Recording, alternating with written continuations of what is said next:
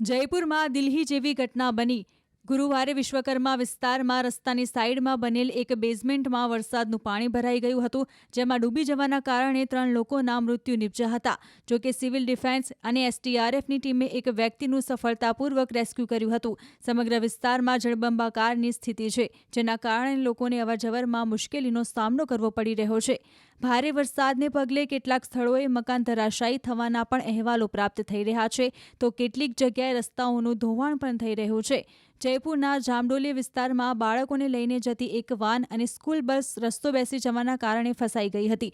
જોકે સદનસીબે કોઈ જાનહાનિ ન થઈ અને બાળકોને સલામત રીતે ગાડીમાંથી બહાર કાઢવામાં આવ્યા હતા. જયપુરમાં ભારે વરસાદની અસર ટ્રેનના સંચાલન ઉપર પણ પડી છે. જયપુર જંકશન ગાંધીનગર સ્ટેશન ઉપર પાણી ભરાઈ ગયા હતા.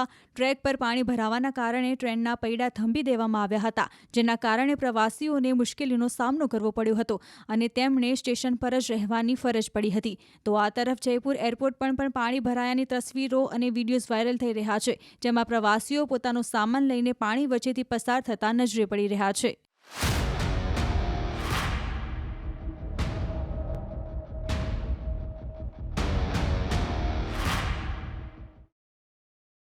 રાજધાની જયપુરમાં મધરાત્રિથી જ શરૂ થયેલા ભારે વરસાદનો સિલસિલો છેલ્લા કેટલાક વર્ષોના રેકોર્ડ તોડતો ગયો.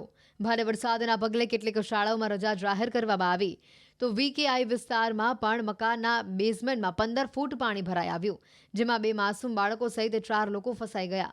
તો ભારે વરસાદની વચ્ચે પ્રી મોન્સૂન કામગીરીના દાવાઓ પણ પોકળ સાબિત થતા જોવા મળ્યા. રાજધાનીના અનેક વિસ્તારોમાં પાણી ભરાઈ ગયું અને કેટલાક રસ્તાઓ પર અવરજવર બંધ થઈ ગઈ. 200 ફૂટ રોડ પર 2-2, 3-3 ફૂટ સુધીના પાણી ભરાઈ ગયા. તો આ તરફ વરસાદના કારણે ચોમુ થાણામાં આશરે 30 ફૂટ સુધીનું પાણી ભરાઈ આવ્યું. તો એરપોર્ટના એન્ટ્રન્સ ગેટ ઉપર પણ વરસાદી પાણીનો ભરાવો થયો. શાહપુરામાં પણ રસ્તાઓ અને ગલીઓમાં પાણી ભરાઈ ગયા અને અવરજવર બંધ થઈ ગઈ. કરોલીમાં થયેલી મુશળધાર વરસાદના પગલે બગીખાના, રામદ્વાર, રાધેશ્યામ ફાર્મ હાઉસ ક્ષેત્રમાં રસ્તાઓ પર પાણી ભરાઈ આવ્યા.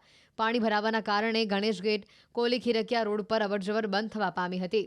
એટલું જ નહીં, ઘર અને દુકાનોમાં વરસાદી પાણી ઘૂસ્યા, તો કેટલાક સ્થળો પર સ્થાનિકો દ્વારા વોટર પંપ દ્વારા વરસાદી પાણી ઉચલાતા નજરે પડ્યા. આ તરફ પાંચણા ડેમમાં પાણીથી સારા પ્રમાણમાં આવક થતાં ડેમ છલોછલ થવાની તૈયારીમાં જોવા મળ્યો. ડેમના નીચાણવાળા વિસ્તારોમાં સ્થાનિક વહીવટીતંત્ર દ્વારા એલર્ટ જાહેર કરવામાં આવ્યું. ભારે વરસાદના પગલે પંથકના હાલ બેહાલ થયા. શહેરના કચરા બજાર, બુલિયન માર્કેટ સહિતના અન્ય બજારોમાં પણ વરસાદી પાણી ભરાયા, જેના કારણે વેપારીઓને મોટા પાયે નુકસાની વેઠવવાનો વારો આવ્યો. તો અવરજવરના રસ્તાઓને પણ બંધ કરી દેવામાં આવ્યા. તો ખેરાપીમાં પણ આ તરફ સફાઈ કર્મીઓની હડતાલ અને વરસાદના પગલે ચોતરફ ગંદકીનું સામ્રાજ્ય ફેલાયેલું જોવા મળ્યું.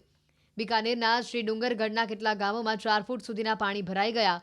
કીટાસર ગામમાં પાણી ભરાવાના કારણે હાલ બેહાલ થયા, જેના પગલે ગામના સરપંચે વહીવટીતંત્ર પાસે મદદ માંગી. ભરતપુરમાં પણ ગઈકાલથી વરસાદી માહોલ જામ્યો છે, જેના કારણે પાણી ભરાઈ આવ્યા છે. પાણી ભરાવાના કારણે કેટલાક વિસ્તારોમાં લોકો માટે ખાણીપીણીની વ્યવસ્થા પણ મુશ્કેલીભરી બની છે. લોકોને ઘરથી નીકળતા કે કામકાજના સ્થળે જવા માટે પણ તકલીફોનો સામનો કરવાનો વારો આવ્યો છે. ગણેશનગર કોલોનીના હાલ ખરેખર ખૂબ જ ખરાબ છે. તો ઝુંઝુનુ જિલ્લા સહિતના ગ્રામ્ય પંથકમાં પણ વરસાદ વરસી રહ્યો છે, પરંતુ સ્થિતિ ત્યાં કાબૂમાં છે.